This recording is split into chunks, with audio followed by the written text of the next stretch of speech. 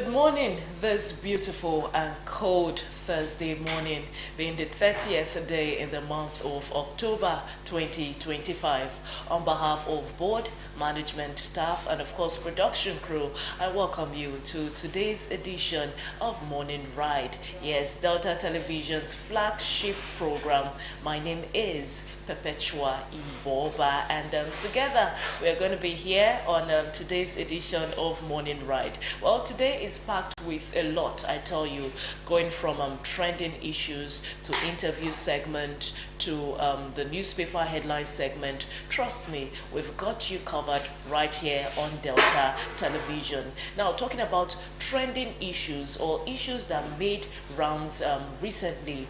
Now, the president, I'm talking about the #1 citizen of the Federal Republic of Nigeria, in a person of President Bola Ahmed Tinubu, has approved a revised list of convicts granted clemency under the instrument of presidential prerogative of mercy 2025. Now, this is as the presidency went ahead to announce a review of the pardon list following widespread criticism. Now, the presidency brought out a list of people to be pardoned, and it was not really accepted by the people. They had different opinions concerning those that made the list of those that should be granted a prerogative of mercy. And now that list was dated last week, being October 21, 2025, and it was personally signed by the president. Now, that list had about 86 names of inmates across various correctional facilities nationwide who committed different crimes, had different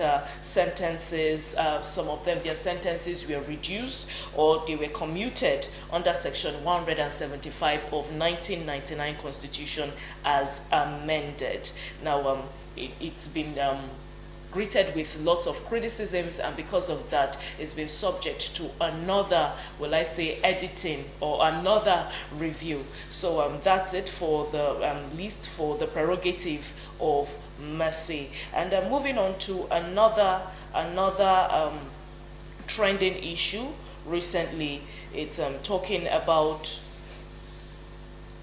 the Senate confirming the CDS and service chiefs. Now, yesterday, the Senate confirmed Lieutenant General Olufemi Oluyede as Chief of Defense Staff, CDS, and other service chiefs forwarded to it for screening by President Bola Ahmed Tinubu. Now, yesterday, after the screening that took place in the House for a long period of time, these people were also screened, away from media.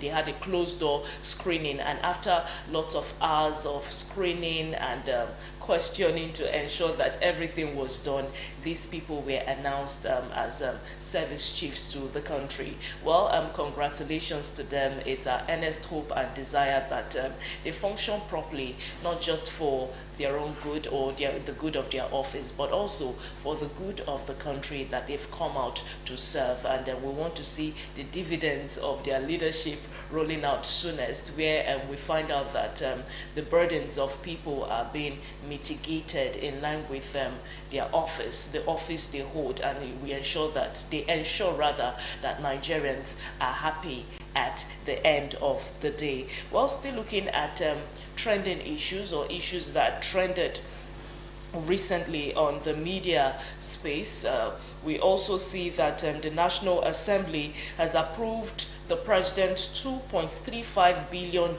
external loan request. Yes. So the National Assembly yesterday approved the president's request to secure a total of $2.347 billion from the international capital market to part finance the 2025 budget deficit and refinancing maturing Eurobonds. Now, also granted was the president's request to issue a $500 million debut sovereign sukuk in the international capital market to fund infrastructure projects and diversify Nigeria's financing sources. Now, the approval was given request after considering the report of both committees on AIDS, loans, and debt management. Now, in the lower chamber, the House of Representatives adopted a report presented by the House Committee on AIDS, Loans, and Debt Management chaired by Honorable Abubakar Hassan, during plenary presided over by the Speaker,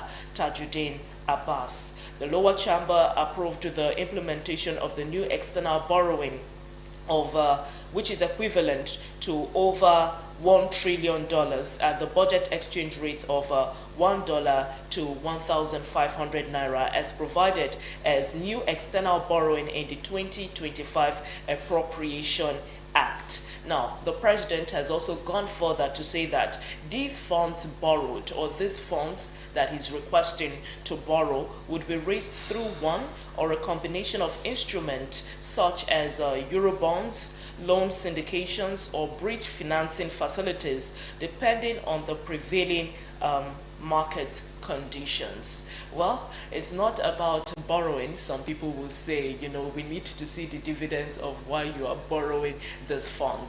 But however it is, it's our earnest hope and desire that the country develops and become better by the passing of each day. Well, we go on a quick breather, and by the time we return, it will be time for our interview segment. Do stay.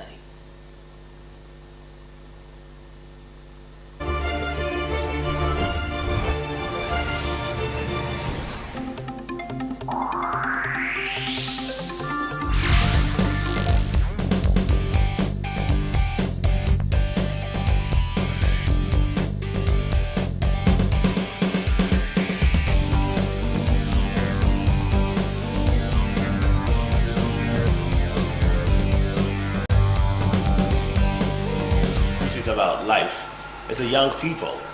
The young people are the ones who make the world go round. After all, they say the young are the future of tomorrow. In Nigeria, we have a population of more young people, and if we want to make this country work, then the youth must indeed have a pleasant place to stay and grow.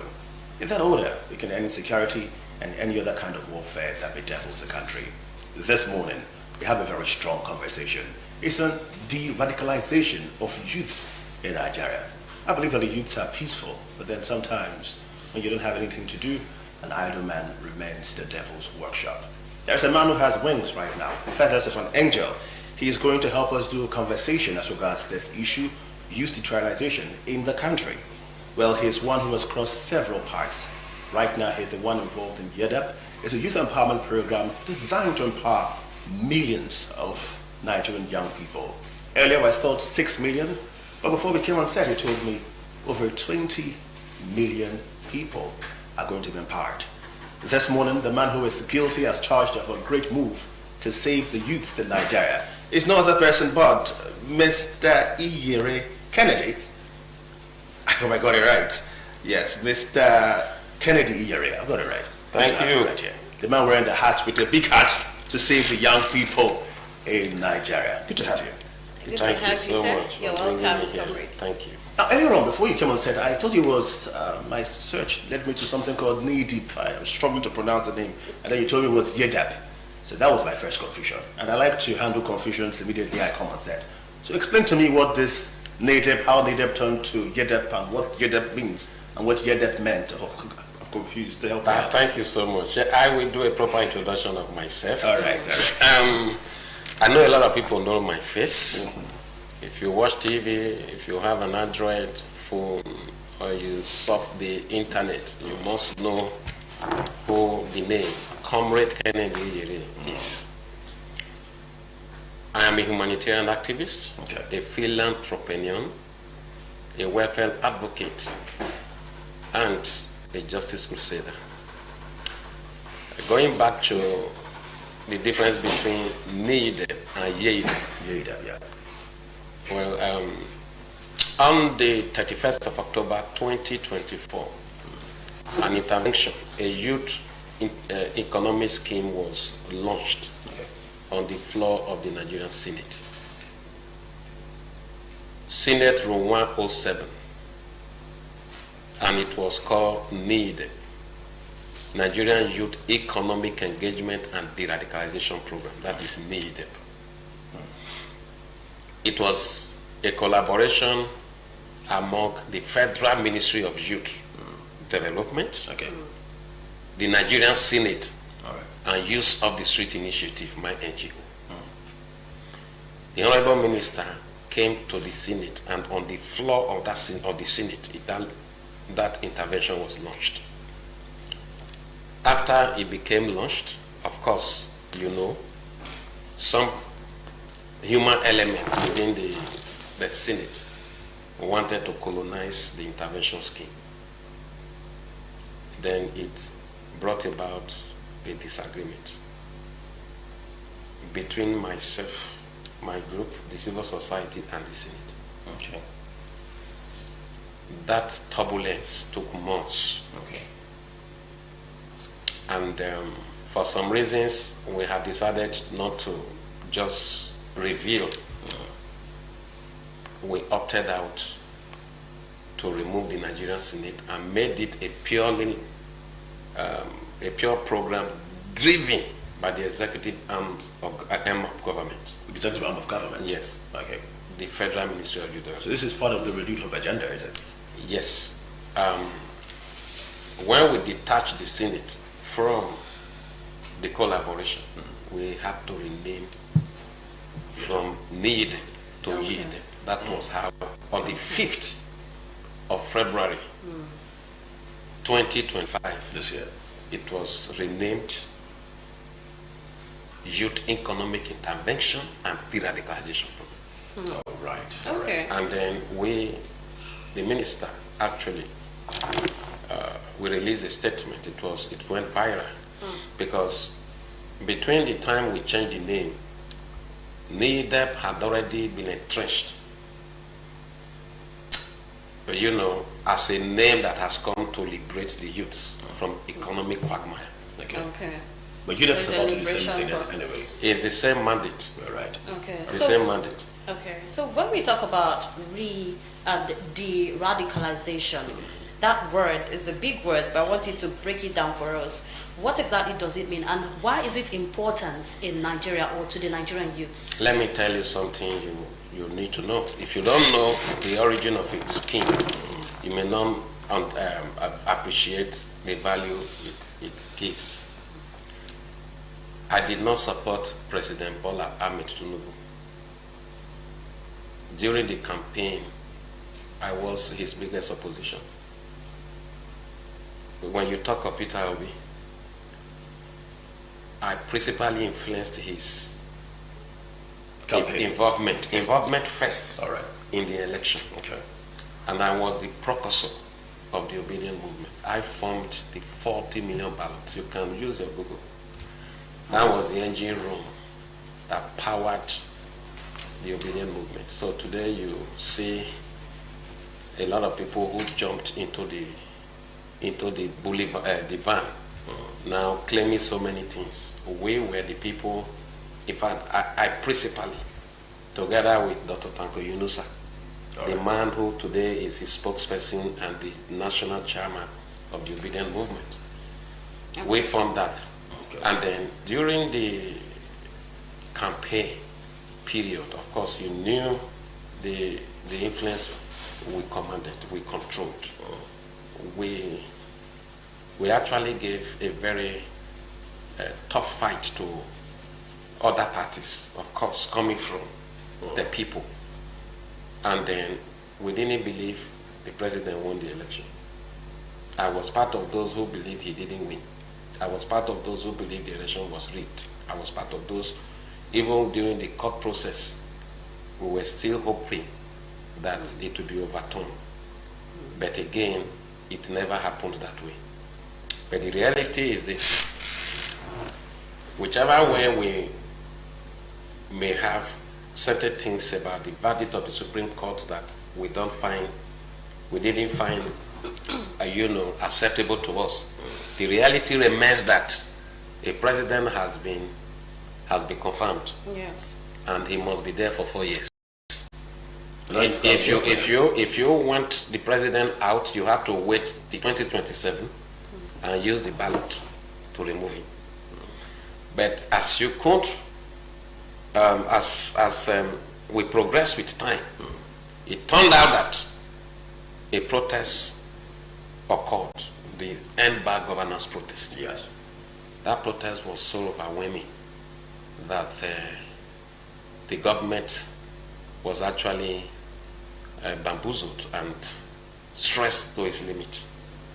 That was during the Yes, August, no, it was after, no. End bad governance. Okay, end bad was governance. after Tinubu. Okay. President Tinubu, remember after the removal of fuel subsidy Okay. Yes. and the hardship that followed. So Yes, All right. yes. there's a group called Take It Back Movement. Okay. They used to be part of us at the Obedience, within the Obedient Network somehow. Okay.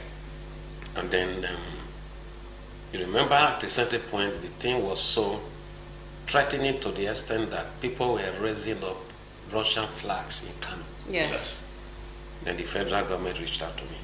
Okay. So I'm trying to tell you now, the federal government reached out to me for intervention. You see, there's something you must know. Every group you see, there are people behind those groups, there are people they listen to. Okay. Government was proactive enough, they reached out to me and they sent, well, I had a conversation with the current minister, then he was the Minister of State.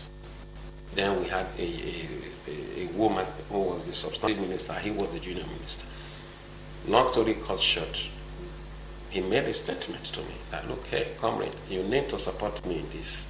I am the only youth who has ever been appointed a youth minister. And that's true.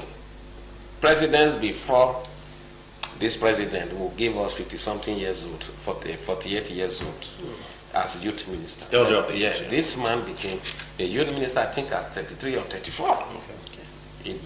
It actually touched my heart. So we had a meeting in Owerri. And that meeting actually compelled me to provide intervention. I intervened and the thing stopped. When that protest stopped, because I had to reach out to some names I know, you know, of course now, come stop this. We need to not burn this country now. Okay. And then from that point, the federal government realized the fact that I am a viable tool for economic stability, for political stability. That the youths listen to me and I have the influence all across. And then subsequent engagements, Okay.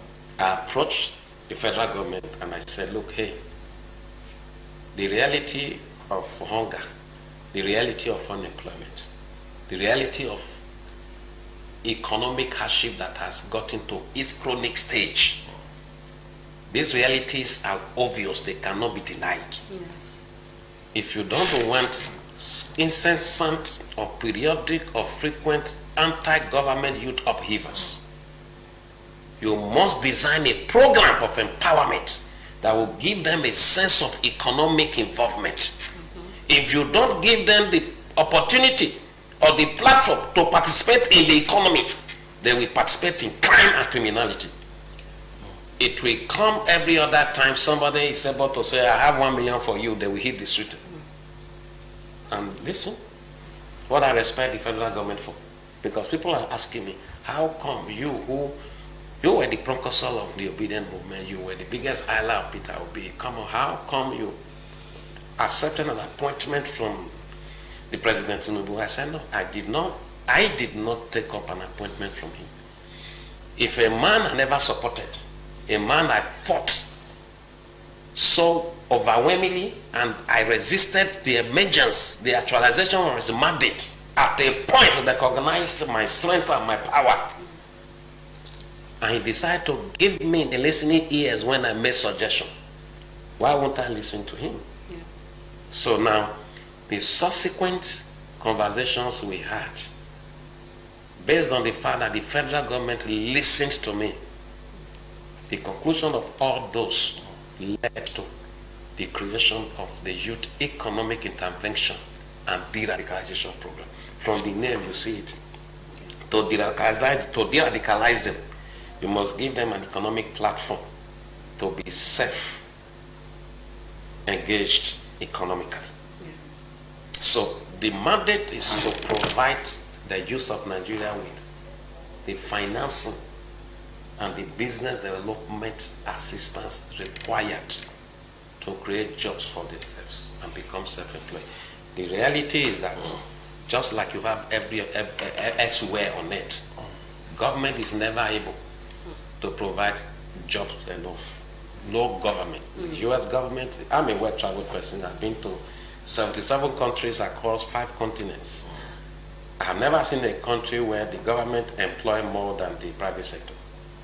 What they have there that we do not have here is that over there, government creates the enabling environment that makes the private sector to succeed with ease, because such will now help them to grow at a very rapid rate and employ more people.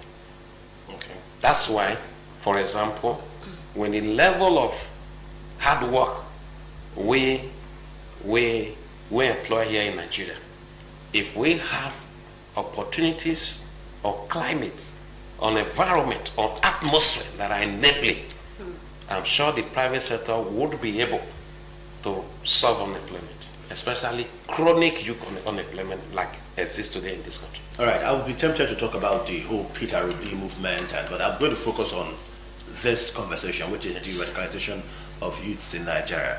And you have mentioned that you were called, maybe that end bad governance protest came and people were flying Russian flags and the rest of them. Have you succeeded so far?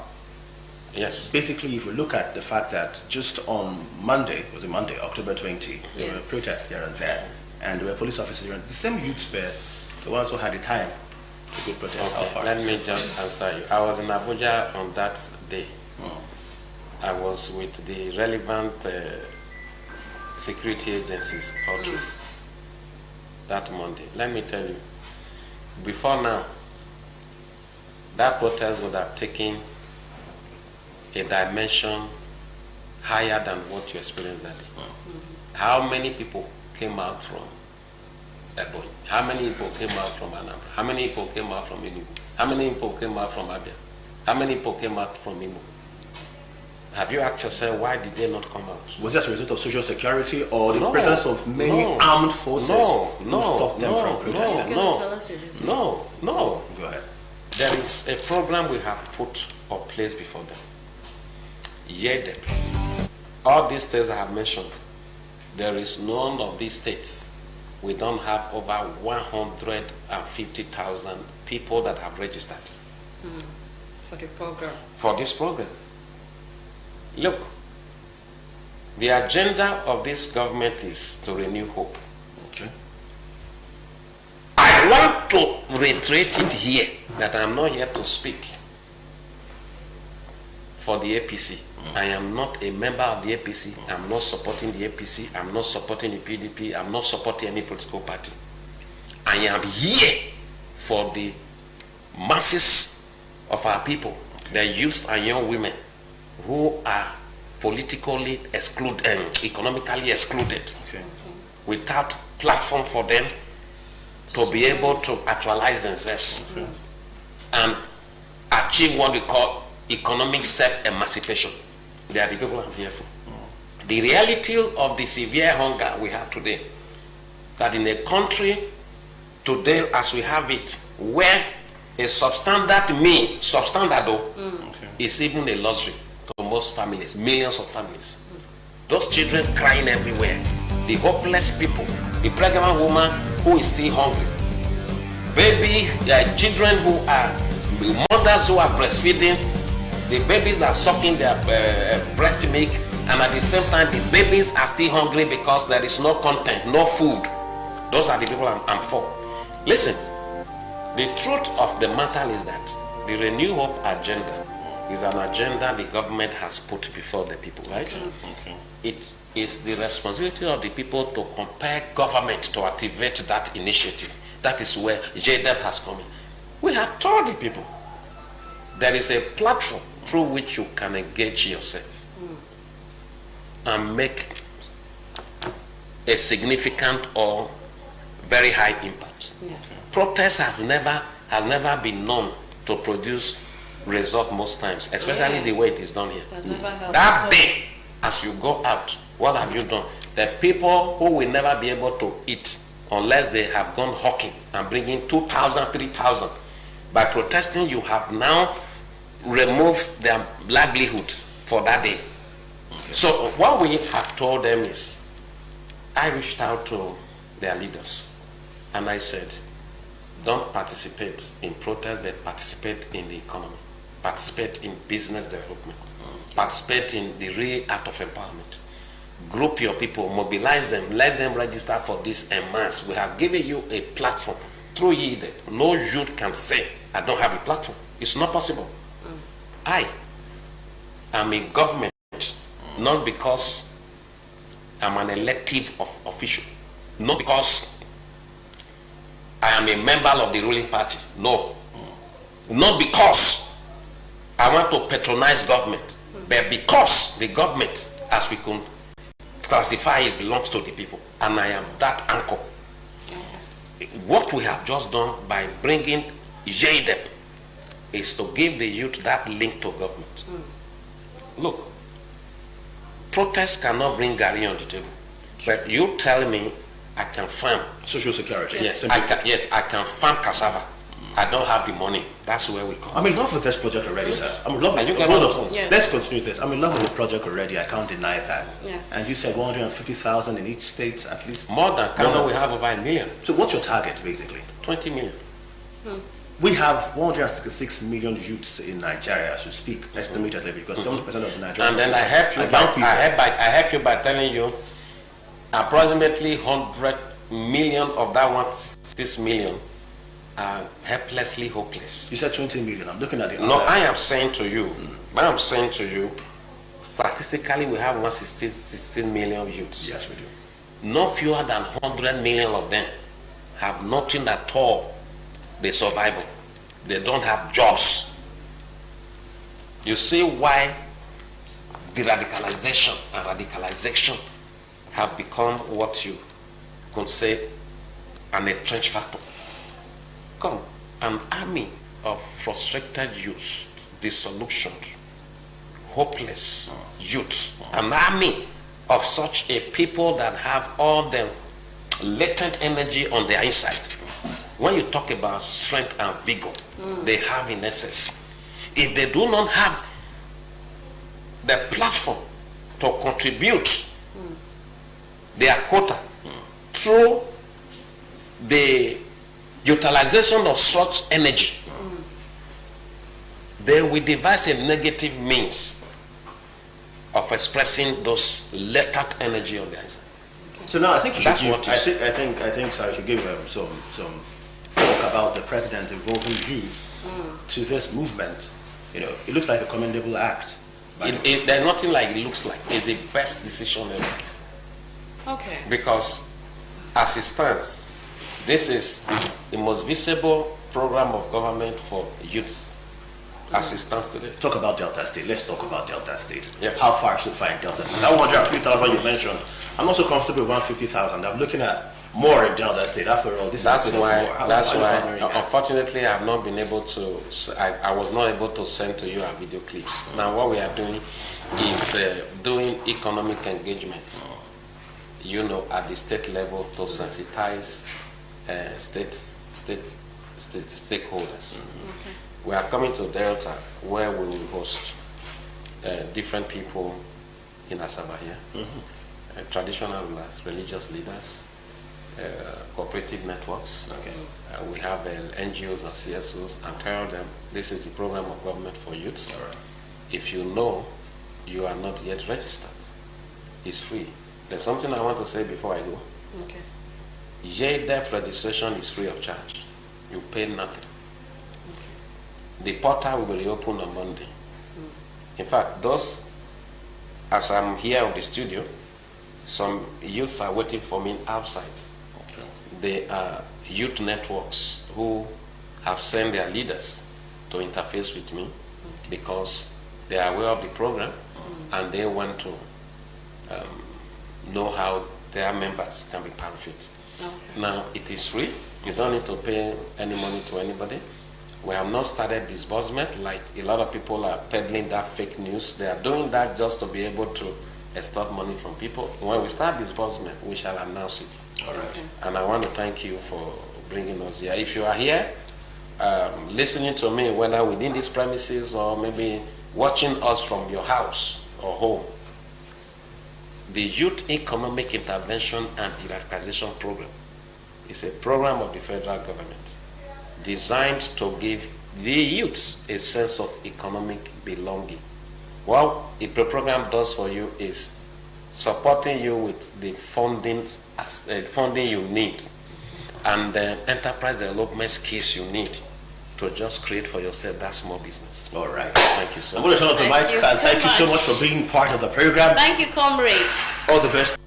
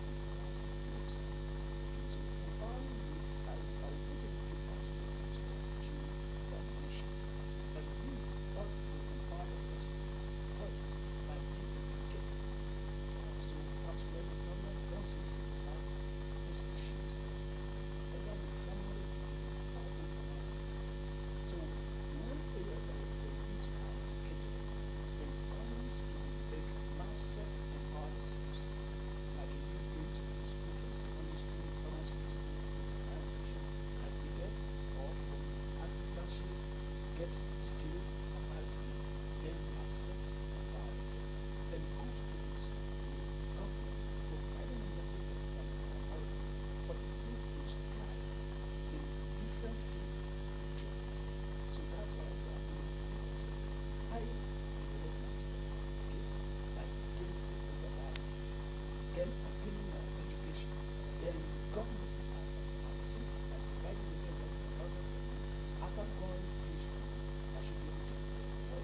If I'm not employed, the government will not be able to reason out what are other ways to empower people who have gained either from my education or from my education. Right. But why is it important for us to prioritize youth development or youth empowerment, most especially at grassroots level? Why is it important for us to prioritize it? In every society, I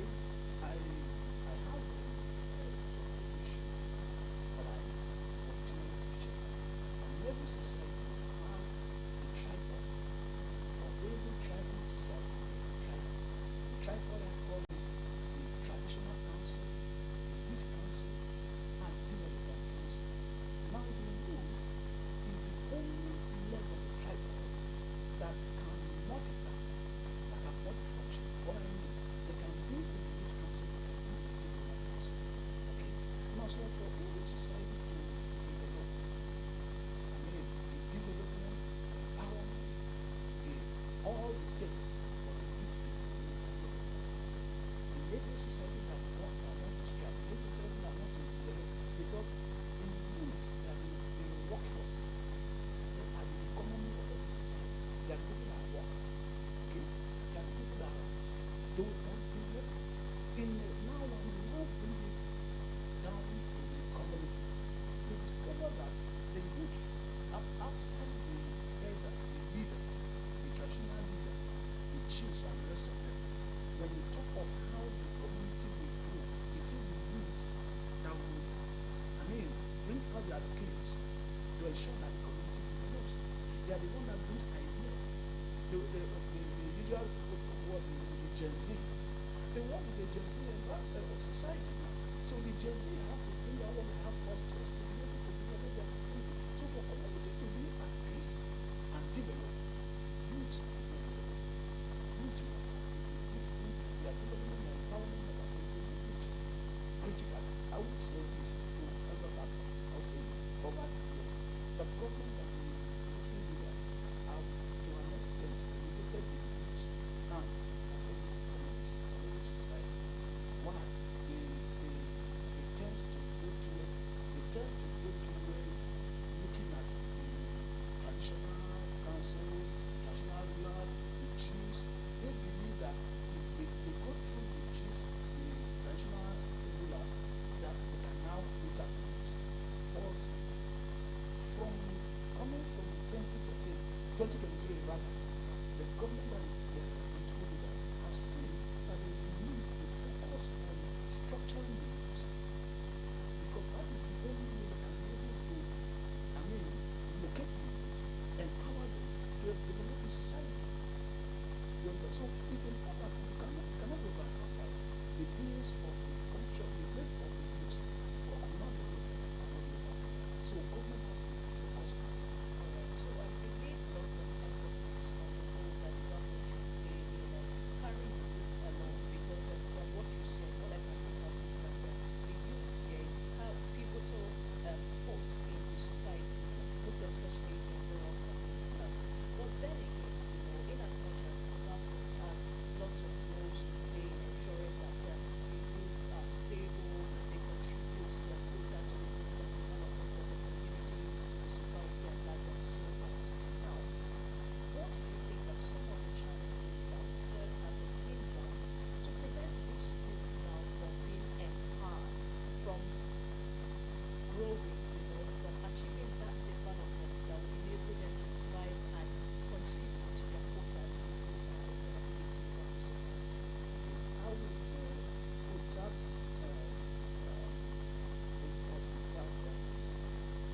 bias, that corruption is one of the challenges. Corruption not only, because when we say corruption, people think that corruption is only seen in the government sector. Even community criminal sectors is corruption. I will just make it to like let me take for instance in my community, okay, over the years it has been the point that the youth does not stand on their own, conduct their election to elect their parents. So the government youth and the traditional council, like I said, they go out to build people that will serve their interests. So I call that corruption. People that do not have perhaps the capacity to galvanize and organize the youth, so that the youth can have a good front. Make proposals to government. This is what we want. This is how we want to grow. This is what we need for us to develop ourselves, to empower ourselves, and all of that. For instance, when I came on board as a president, I have a database of all the youth of my community. I said, everybody come and register with all your skills. You have formal educational skills, with whatever qualification you have, and whatever degree you have, whatever discipline you have. Have the database. So if the opportunity comes, I just need to go to my database, pick out the people that have the prerequisite for those empowerment. I say, hey, come and look at them. So I've been able to do that. But in a situation where in a kingdom or a community where the youth are not able or given the free hand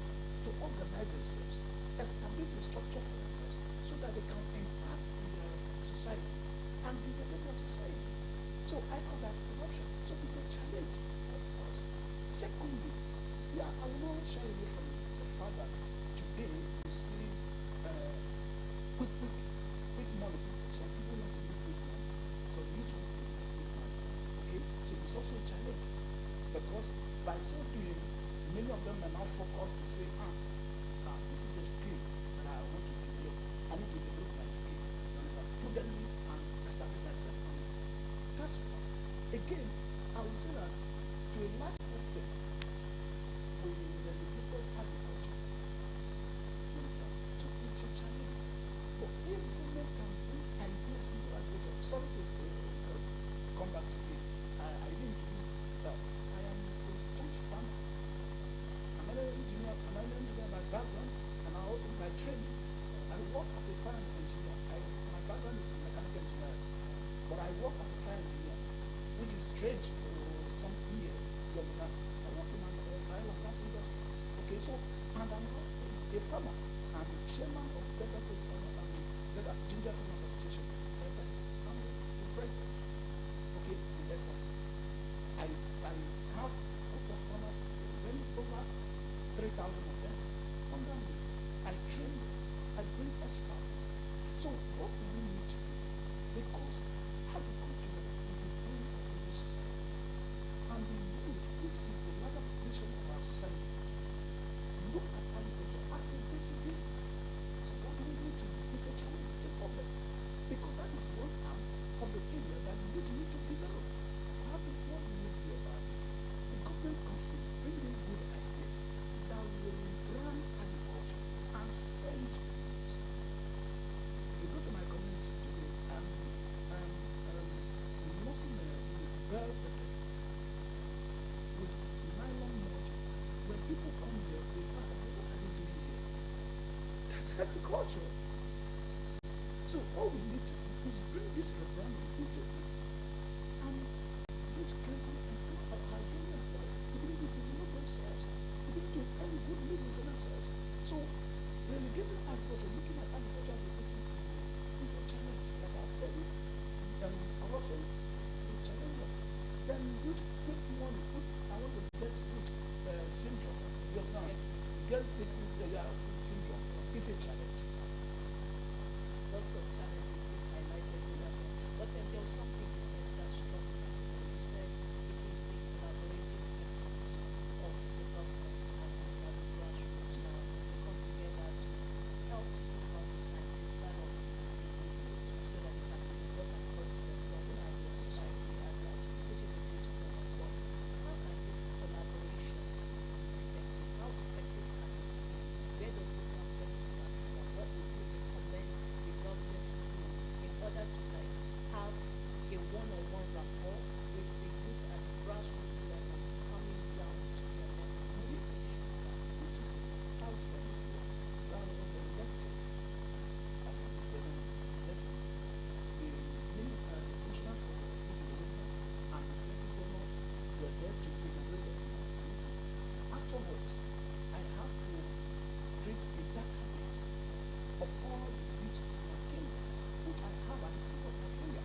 I just need to call my secretary and say, okay, how many of these are that? So how do we analyze, how do we get this to so that we can get the employment of Wait, before we're talking about the database, was there a form of sensitization telling them the importance of this data? Yes, of course. Lots of people are going to be skeptical. Why do you want my personal information and all of that? Yeah, we so do. sensitization. We sensitize them. We have a platform that I can communicate before I come here. Before I came here, is that I publicize it on our platform that I will run it on my monitor. Okay, so government knowing that there is a structure in, for instance, the super kingdom of the youth, easily they will take the leadership of that structure, which is the youth. So it's important that every kingdom have an established youth structure where you can, if I said, okay, I'm going to DBS. DBS is a compound word, but I'm going to DBS to locate the petrol. So I have a target. If the petrol is the head of DBS, I should, whatever I want to get, the petrol, please, I need information on the studio of PBS. I get my information on that stuff. So that's what the government needs to do. Locate the leaders, you understand? Coordinate with them, cooperate with them, ask them to bring things to the table. You know, what is your idea? What do you want to bring? How do you want to lead the youth? Bring it to the table with the government. We discuss it, government look at it and say, okay, how do we help these people to actualize this vision? That's simple.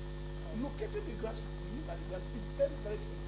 It didn't take me, I said, February 27th this year, that was when we were inaugurated. Immediately, we have our youth secretariat, functional youth secretariat. We have that. So it did take me Jupiter to do that. So away from the government for a while, in as much as the government help to develop this, there's a saying that everybody starts from themselves, and it is primarily, even before the government steps in, the responsibility of those who reside in these communities to ensure that their youths are developed. Now, this brings me to my next question.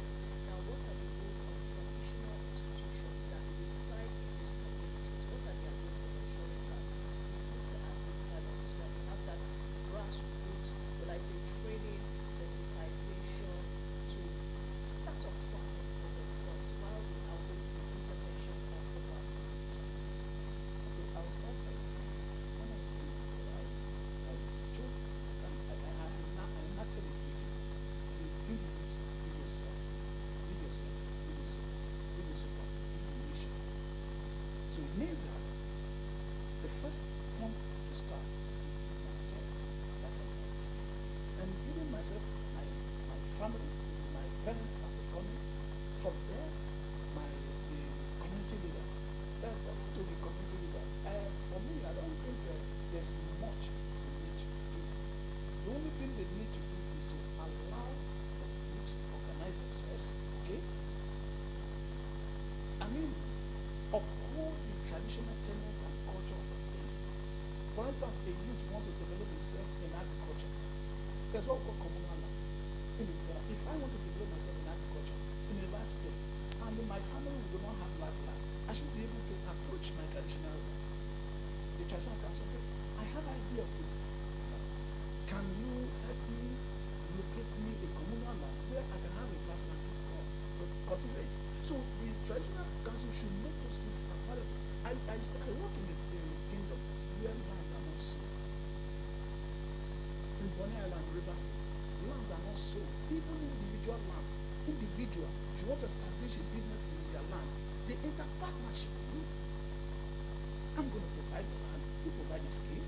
So all the traditional rulers of the traditional council need to do for the youth to strive is to first and foremost allow the youth opportunity to get themselves established and structured. If you take statistics of all communities and kingdoms in Delta State, where you have youth restiveness, trace it to traditional rulers. They are not allowing the youth to be established and structured. All right, that leads me to my next question. With the existence of the age gap between the elders and the youth now, sometimes association, collaborations can be quite difficult, most especially in rural areas. Now, so what would you suggest should be modalities that should be put in place to ensure that a good rapport exists? I'm not saying like a 100 age mate relationship, but like a good rapport and understanding should establish so that there can be collaborations, most especially when it comes to development at the grassroots. So, on social media, so it means that everybody has his function and his role to play. In every society, an elder has his role to play. The moment I leave my way and encroach into your way, that's when you see why. That's when you see strife. So all there is needed to be done is for the elders to know that they cannot function. Okay, let me ask you a question. If there's a war in a community, between communities, who goes for that one? The young one, the young one, the youths. So if the elders do not understand that they have their own function to play, the youth have their own function to play, They want to muggle everything together. That is when you see resting. So all that is needed for that to be established is for everybody to know their roots and understand that I work with you in your own way, you work with me in my own way, we establish a sane and thriving society. But to cap it, in every kingdom, in every society or communities are microcosm of the whole state. The government have to the government have a very important, magnificent role to play in stabilizing peace in communities. So if the government comes in and perhaps the elders are not understanding that these people need to have their own structure, you understand? And this is the thin line between your function and these people's function. If the government is sitting on the fence about it, that's when you continue to see government crisis. Like I said it before, over the years, they look at the traditional councils as to getting the community, or even the youth. But after 2023, they discovered that youth is the pain of every society. And so, like I also opine that before you can take away that power completely from the leader, the elder, the traditional council, to get it to their head and even in their blood, that these people need to be established on their own, it will take a while. And what is the while? The while it will take is that the government have to stand their ground and tell the traditional leaders, the elders, that please, yes, this is your role, this is the role of these people, and establish every community rules. That's a good one. But what kind of support do you think that the youth need for them to stand on their own, if really, probably not 100%, but to an appreciable level? What kind of support do you think that the youth need at the grassroots level for them to be able to stand on their own after the development? There's no youth in every youth that is not educated, whether formal education or informal form. So all you need to do is those skills that the youth have acquired, empower them, establish community. The government should help. See, everything we are talking about is resources, financial resources. I've gotten my human capital resources, okay? But okay, now I have developed myself in different skills. But how do I establish them so that I can put in any way, any funds? So the government should vote out for to empower the youth. Not empowerment that you gather people and begin to give them 100,000. If you give youth 100,000, you just ask them to leave their house, the place where you get the 100,000, and go to the next beer parlor. That's what you've just done. But if you locate youth by their skills and say, what do we need to empower them with their skills? You understand? You locate their leaders. Their leaders will be able to outline them and, bring them on board. The government makes the resources available. And they are good. Not giving people money. Not giving 100,000, 50,000. You are just asking the person to go out and buy issue and beer and go home. In the name of empowerment. Okay, so you've said a lot about education in both ways, formal and informal education. So what role do you think this education, either formal or informal, can play in equipping Delta youth specifically to be agents of positive change at the grassroots level? If you bring two persons that are non-educated, it's easy to distinguish. Because education makes you to refine. Okay, it refines you. It makes you to see people's ideas. It makes you to understand what people are saying. It makes you to even be able to know if I am a farmer and I'm educated, I should be able to know by my education to know how I can prepare myself in farming, so as not to see farming as a dirty job, or rather a business. So education is key. The informal education as well is the basics, the foundation for every youth that does not have the opportunity to go to maybe a higher institution and all of that. So you go and acquire skill from one area, you understand? Then you come empower and you establish So education, the importance of education cannot be overemphasized because it makes you to be able to know how you can rebrand that your skill. Okay, very quickly. Time is not our friend. We've got two more questions, and I just need you to do justice to them with the little time we have available. Now, looking at the society, we've got lots of ills in the society, like cultism, the issue of drug abuse, insecurity affecting some youth, some areas.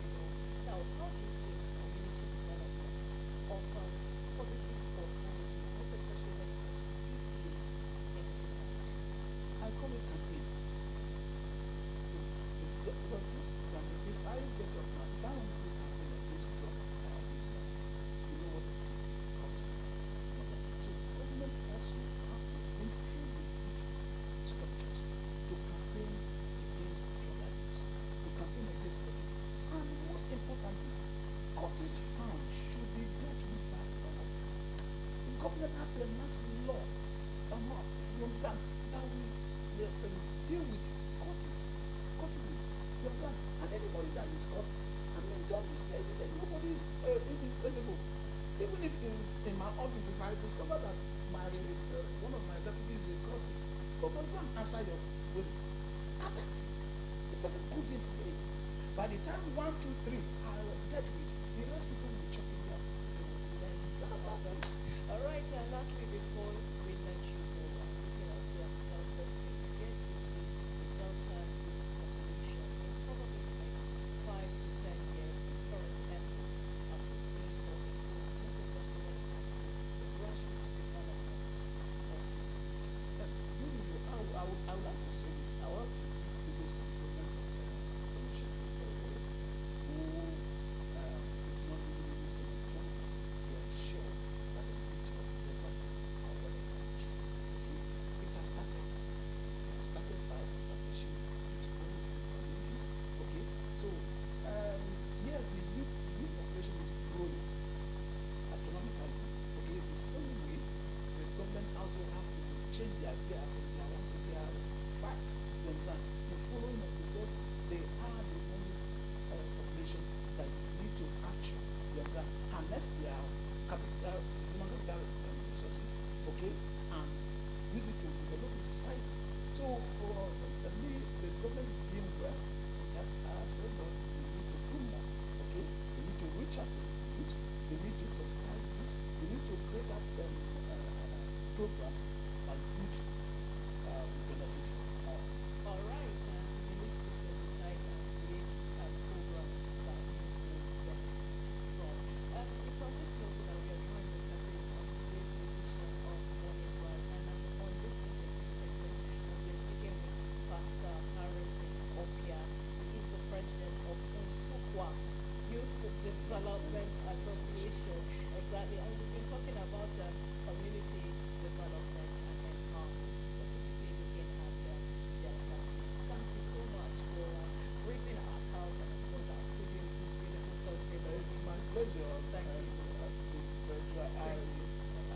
This is my first time of being here, and I can't wait to be here again. That's I love the program.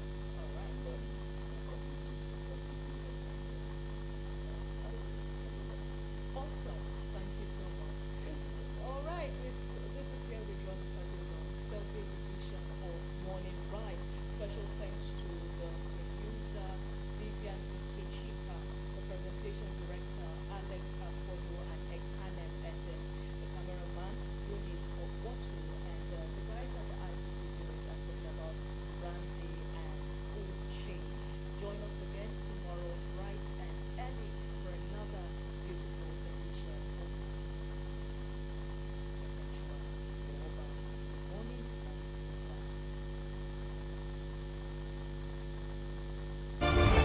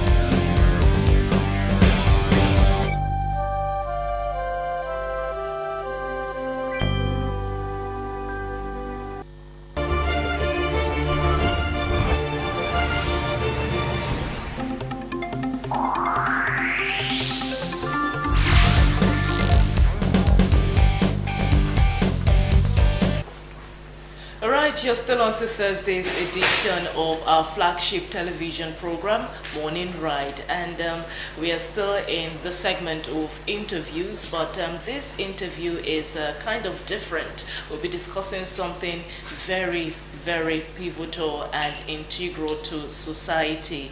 Well, some people use it as a form of worship, some people use it as a form of entertainment, others use it as a form of relaxation. But however it is, one thing that speaks for this is that it is soothing, it is amazing. Some people even use it as lullabies. Well, we have a trumpeter right here in the studio, and we'll be discussing the role of music in a man's life. Well, I'm talking about trumpeter Ezekiel Aborishade. Did I get the name AKA right? Easy Brass. Oh, AKA, also known as Easy Brass. So good morning, Ezekiel. Good morning, ma. How are you doing today? Thank God. How is everything? How is the cold? You don't seem like you're cold. The weather. Oh, it's so wonderful. Like, I was on my bed this morning and I saw that just here that it was raining. The weather just changed. Yes. So, wow, I said, what a wonderful world. God is good if you Yes. ask me. Okay, so today we'll be discussing the role of music in a man's life. Well, that's the topic we'll be talking Yes. about today. But you're a trumpeter. Yes. So I want to ask, how has playing the trumpet influenced your personal growth and, of course, your life as a man and as an individual? Anytime I play this instrument, I feel like the kind of joy that comes to me. Even though God, I'm lonely. If I to play my trumpet, or whether I'm rehearsing, or whether I'm just performing, or whether I'm just ministry, I need to have the kind of joy that I used to have within me. So, and then if I'm also playing to someone like they too, they also have, they also bring joy to them too. Yes. Yeah. Okay, so you said when you play the trumpet, so anytime you feel lonely, Yeah. and at the end of the day, you feel good and you Yes, don't exactly. feel lonely. So Yeah. now looking at the concept of music, looking at music as a concept, how has music helped? In shaping men, most especially when it comes to expressing emotions that may be difficult to, put into words. Yeah. How has music helped man to shape his emotions? Music in general is a sound that is being put together that's meaningful to listening to. Yes. So music have different kind of role in my own life. It help people to express their feeling. Understand? And the music too in general to also help people to just like you say, that it help people to last their mind, maybe whether they after the long walk. Understand? So some people when they play the music or when they listen to music, it helps them to calm their mind down. And then music too in general you bring people together. Understand? So it's a uniting factor. Yeah, exactly. It brings people together, whether in a concert and then whether in a program. And then music too in man's life can too. It also serves as a sort of income. Understand? Source of income. How Yeah. so? Just like if you go to a program or you are invited for a program to entertain people, at least you are not going there for free. You are not going there for free. At least they will pay you because it's what you do. Yes. Because it's what you spend your lifetime on. That's it. And then music too. Most hospitals they advise people. Music can also serve as a therapist. Therapy. Yeah, because Oh, wow. we recognize music to some people. Great. Okay. Can't listen to this kind of music, and this kind of music it's also in medicine. It's also in medicine. Medicinal to some people too. Yes. Yeah. Yes. Okay, so looking at the concept of music, and it's a beautiful thing that you're a trumpeter. Was there any time, or can you share a story or a particular phase you experienced in life that was so challenging? It was so challenging, you were confused, you didn't know what to do, but then you had solace and comfort in music. Can you share a bit of such experience with us today? Yeah, the first experience I have then, like That was my early stage when I was still playing trumpet. You know, people will condemn you. You yourself know you have to be discouraged, because the guy at the point that I was almost discouraged, because imagine that me, I would be playing the trumpet maybe that time. I started playing trumpet right from my secondary school. Oh wow! Understand? So what I only know that time, my school anthem and the national anthem. Yes. Understand? And at that time, if I'm playing, you know, I'll be like, maybe I may play off key, or I may play wrong note. So suddenly my school principal will just shout my name. Abori Shade, stop that! You know, in the midst of everybody, you know, that I will not feel so Discouraged. Yeah, discouraged. And then you know, that kind of thing, you'll be embarrassed. You'll be embarrassed. So now, you will not tell me that I should not even play again. That okay, that they will start the national anthem and all this. So during that time, I was somewhat discouraged. I thought, no, I'm not playing trumpet again. That this can't work. It was my mom that even encouraged me that okay, I should not be discouraged because of what they are saying. People are saying. Yeah.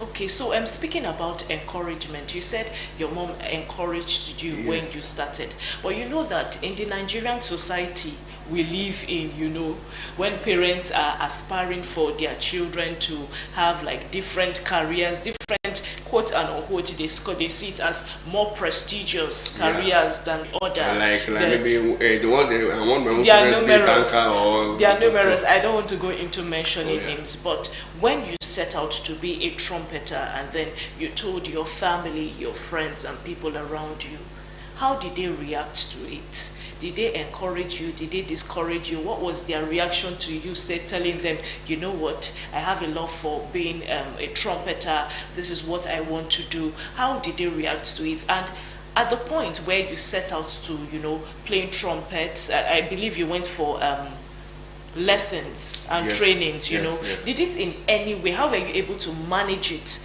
with your education, with your schooling, you know, in terms of distraction and divided attention? No, at that time I was not distracted. No, there's time for everything. When it's time to learn, when it's time to for trumpet, your own trumpet thing, do it. So there's time for everything. So I don't allow the two to disturb each other. That's it. Okay, so in terms of support, now how was the reaction of those around you when you told them, you know what, this is what I want to do? First of all, my family, they encourage me. Okay. They encourage me. They followed by some of my friends. Okay. Okay, so moving on.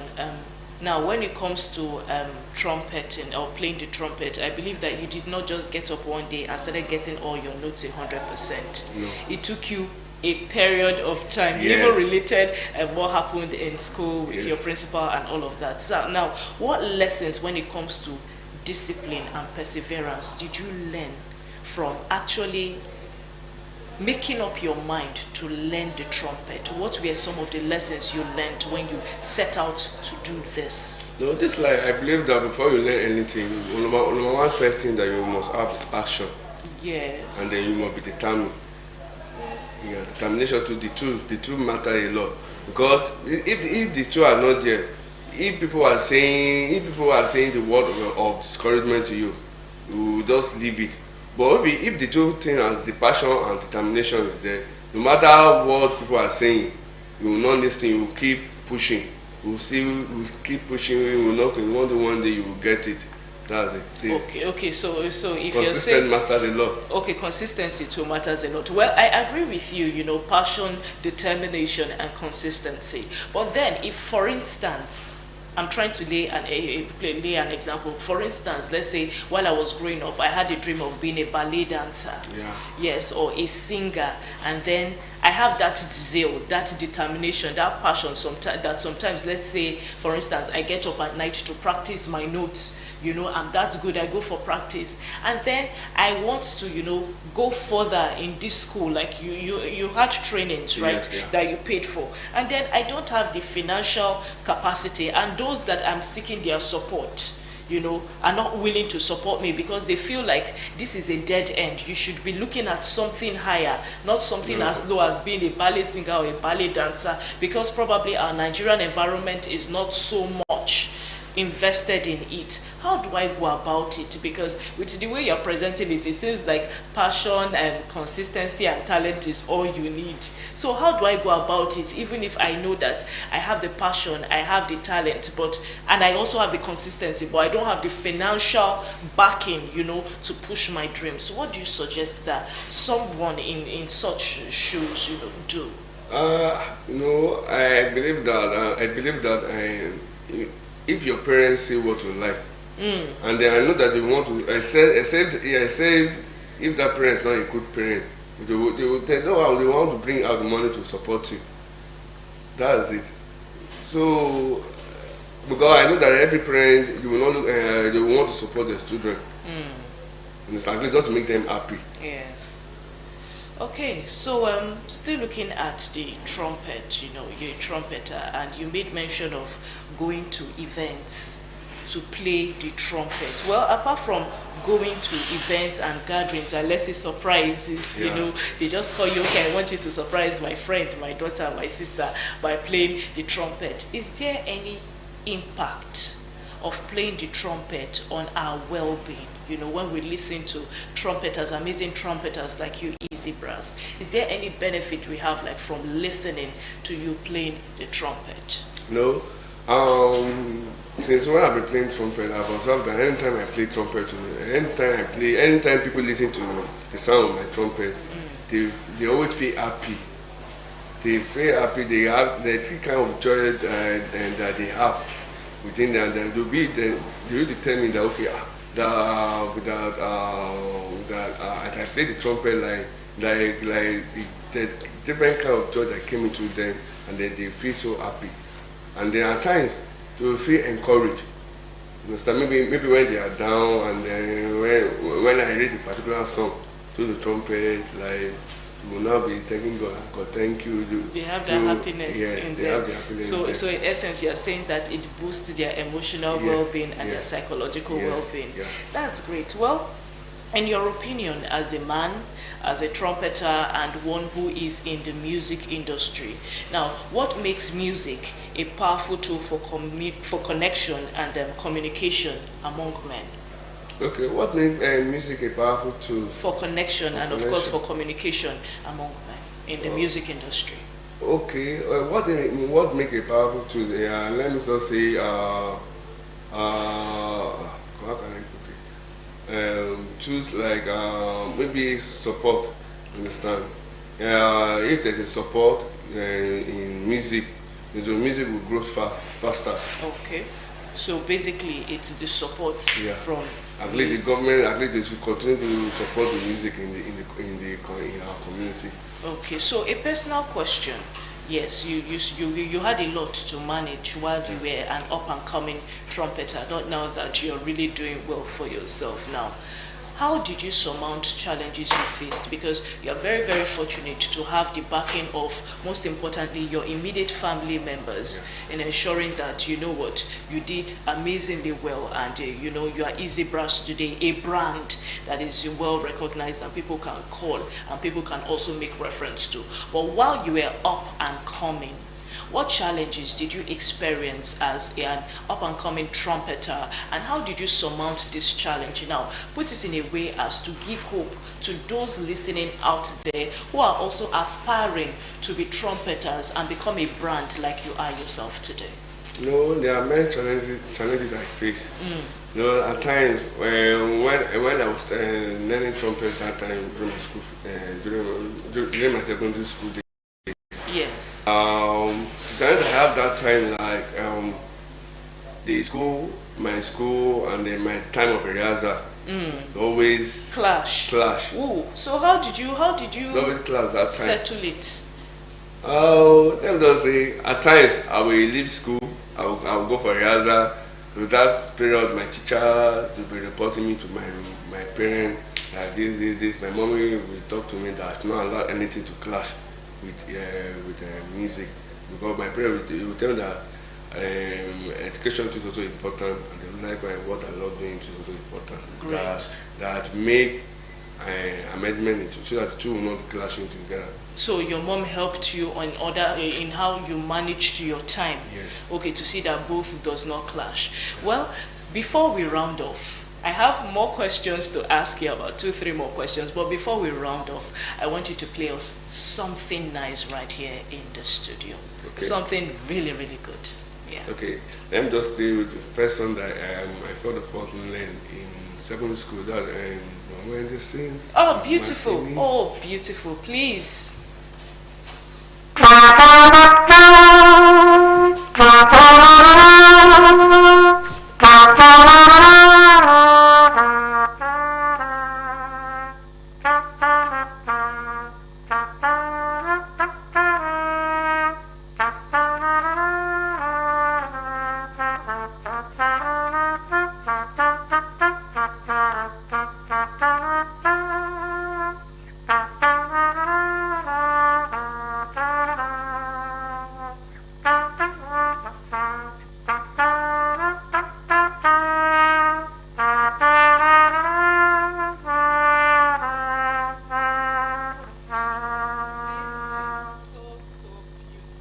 This is amazing, Easy Brass. So before we round off, what advice would you give to young men out there who, not specifically even in the music industry, who are aspiring to do 1 or 2 things that are beautiful for themselves, but they don't have the courage, they don't have that backing, they don't have that support from people they need it most from, talking about their immediate family members? What do you have to say to them?